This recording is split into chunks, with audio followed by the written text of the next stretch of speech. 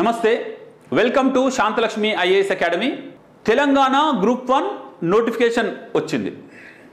దానికి మనము ఇంకా రేపు ఎల్లుండో అప్లికేషన్ కూడా పెట్టాలి. గత సంవత్సరంలో లేకపోతే గత నోటిఫికేషన్లో మనం ఎప్పుడైతే అప్లై చేశామో మనం కూడా అందరం ఇంతకుముందు రాసిన వాళ్ళు కూడా మళ్ళీ అప్లై చేయాల్సిందే. ఈసారి మనకు ఫీజు ఉండదు, అంతే. ఓకేనా? అయితే ఇక్కడ మనకు పోటీ అనేది కొంత పెరిగింది, కొంత తగ్గింది. ఏంటా పెరగడం అంటే 2022లో డిగ్రీ పూర్తి చేసిన వాళ్ళు, 2023లో డిగ్రీ పూర్తి చేసిన వాళ్ళు కూడా మనకు ఇక్కడ పోటీగా వచ్చే అవకాశం ఉంది.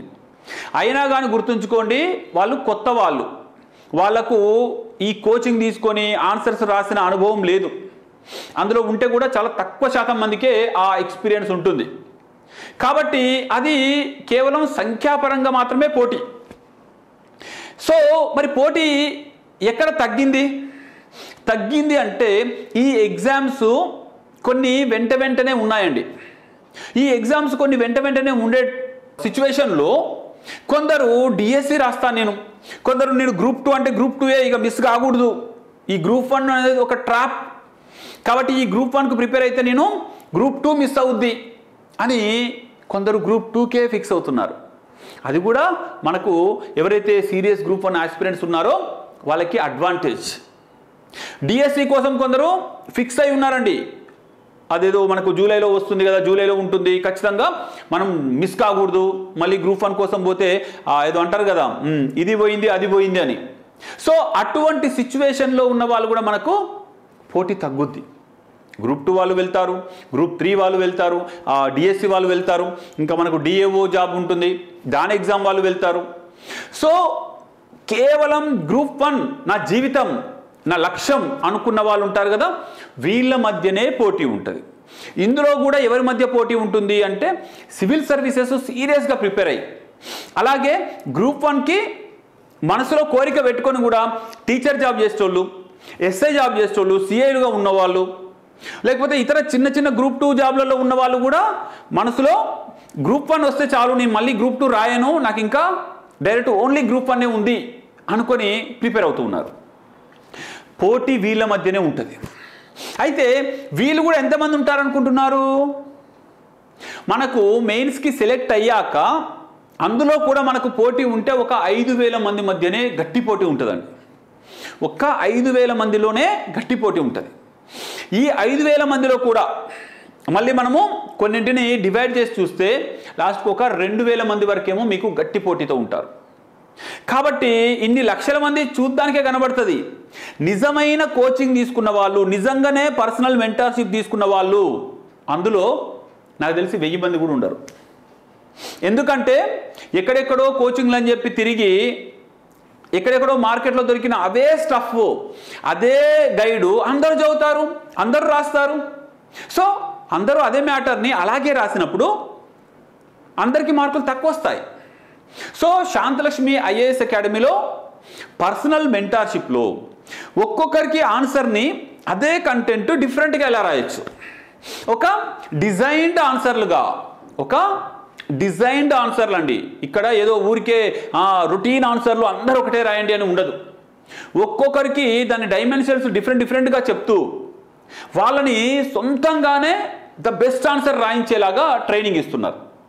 సో కాబట్టి ఎవరైతే పర్సనల్ మెంటర్షిప్ ఉండి టెస్ట్ సిరీస్ రాసి సిద్ధంగా ఉంటారో వాళ్ళకి ఈ గ్రూప్ 1 జాబ్ అనేది ఖచ్చితంగా వచ్చి తీరుద్ది.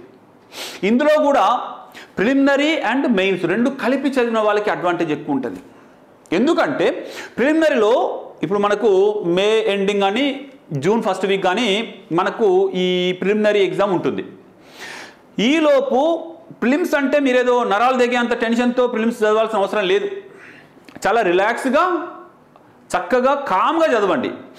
చదువుతున్న దాన్నే రోజు ఒక 4-5 ఆన్సర్ల 2-3 ఆన్సర్ల మీరు రాయడం ప్రాక్టీస్ చేయండి. ఎప్పటి వరకు? మెయిన్స్ ఎగ్జామ్ వరకు రాస్తూనే ఉండాలి. ప్రిలిమ్స్ ఎగ్జామ్ ఉంటే ఒక 10-15 రోజులు మీరు బ్రేక్ తీసుకోండి. కానీ అదే సిలబస్, అదే టాపిక్స్ మీరు చదువుతారు కదా, చదువుతున్నప్పుడే మైండ్లో అనుకోండి, ఇది క్వశ్చన్ ఈ విధంగా వస్తే ఎలా రాస్తా, చలో రాయండి. రాసి ఎవాల్యుయేషన్ చేయించుకోండి. ఎందుకంటే ప్రిలిమ్స్ తర్వాత వెంటనే మెయిన్స్ పెట్టేశారనుకోండి, ఎవరైతే మెయిన్స్కు రెడీగా ఉంటారో వాళ్ళే సక్సెస్ కొట్టేస్తారు. మిగిలిన వాళ్ళు అంటారు, అబ్బా నీ మెయిన్స్ రాసిన అదొక ఆనందం అంతే, నీ మెయిన్స్ రాసిన కానీ రాలేదు, టైం లేదు మామ అసలు, లేదంటే నేను మధ్యలో డిఎస్సి రాసినా, ఇటు గ్రూప్ 2 అనుకున్నా, డిఏఓ అనుకున్నా, అందుకే మెయిన్స్ రాయలేకపోయినా. ఇదో అద్భుతమైన కారణం చెప్పుకుంటాం మనం. కారణాలు చెప్పుకొని ఎదుటి వాళ్ళని కన్విన్స్ చేస్తే కాదండి, నీ లోపల ఒకడు ఉంటాడు, వాడికి చెప్పండి నిజంగా మీరు తప్పు మీరు చేయలేదా, మీరు ప్రిలిమినరీ టైంలోనే మెయిన్స్ కూడా ఆన్సర్లు రైటింగ్ ప్రాక్టీస్ చేసి ఉంటే రేపు గ్రూప్ 1లో మీ మిత్రులు వేరే వాళ్ళకు వస్తే అప్పుడు వాళ్ళని చూసి మీ గుండె తరుక్కుపోవడం అనేది ఉండదు. నేను ఫ్యూచర్లో ఏం జరగబోతుందో చెప్తున్నాను. ఈరోజు కనుక మీరు మేల్కోకపోతే, ఈరోజు కనుక మీరు తెగించి కొన్ని రిస్కులు తీసుకోకపోతే, రేపటి రోజున ఖచ్చితంగా ఎవరైతే గ్రూప్ 1 టాపర్లు వస్తారో వాళ్ళ ఇంటర్వ్యూలు చూసి, అబ్బా నేను రాస్తే వచ్చేదిరా, నేను ఎందుకు ట్రై చేయలేదు, అసలు ఇంత బుద్ధి తక్కువ పని అయిపోయింది, ఈ జాబ్ కోసం ఆశపడ్డా అందుకే అంత పెద్ద జాబ్ మిస్ అయింది, ఇలాంటి చాలా కారణాలు రేపు చెప్పుకోవాల్సి వస్తుంది. కాబట్టి ఎటువంటి కారణాలు వెతకకండి.